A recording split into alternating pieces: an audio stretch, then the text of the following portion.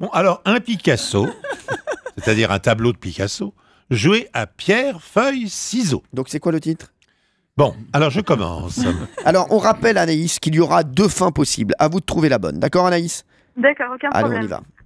Ce fut certainement la partie de pierre, feuille, ciseaux la plus chère au monde. C'est quoi le titre de l'histoire? En 2005, le japonais Takashi Hashiyama, j'ai beaucoup de mal avec les noms japonais. Comment il s'appelle? Le japonais Takashi Hashiyama, oui, on s'agit beaucoup. Bon, président. Non, pas vous. Non, mais il n'y a rien, c'est tentant. Bon. Bah alors redites-le. Oui, Takashi Hashiyama. Bon, bah, Takashi Hashiyama, quoi, bref. Bon, ça lui fait plaisir. Voilà. Président de la Maspro Denko Corporation, une entreprise de composants électroniques, hésitait sur la société à qui il confierait la vente de sa collection d'art. Takashi Hashiyama n'arrivait pas à déterminer qui de Sotheby ou de Christie's tirerait le meilleur parti de ces tableaux, parmi lesquels on comptait des pièces inestimables. Le patron japonais disposait notamment d'un large paysage de Cézanne, d'une œuvre de jeunesse de Picasso et d'une rare peinture de Van Gogh qui représentait la vue de sa chambre. Ah oui. Pour choisir qui de Sotheby ou de Christie's remporterait le marché, Takashi Hashiyama organisa une partie de pierre-feuille-ciseaux. Non, fort. Le client prenait la chose très au sérieux. Alors nous aussi, déclara Jonathan Rendell, à l'époque vice-président de Christie's Amérique.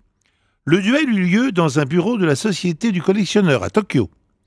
Représentant la maison de vente aux enchères Christie's, Kanae Ishibashi s'y prépara pendant une semaine en effectuant des recherches sur la psychologie du jeu et en demandant des conseils autour d'elle.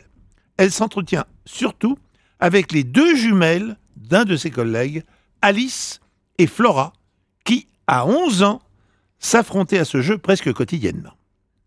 Kanashi Ishibashi, présidente de Christie Japon, Excusez-moi, je perds quelqu'un un Doliprane.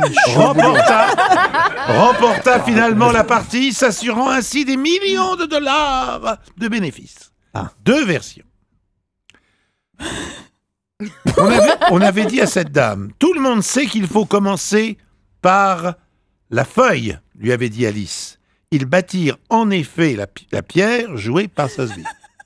2e version. Oui. Il faut toujours commencer par le ciseau, lui avait dit Alice.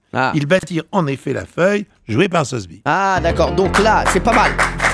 C'est pas mal, parce que la vraie question qu'on se pose, c'est vaut-il mieux commencer par la feuille ou par le ciseau? C'est un petit peu ça le résumé de l'histoire, hein, Pierre Bellemare. On est d'accord? Si on veut. Bon, on aurait pu la faire comme ça, sans les Takashi, sans les Wakanamashi, sans les... non, mais je vous le dis. Je raconte avant tout une histoire. Oui, bon, c'est vrai. Je ne fais un jeu que pour vous faire plaisir.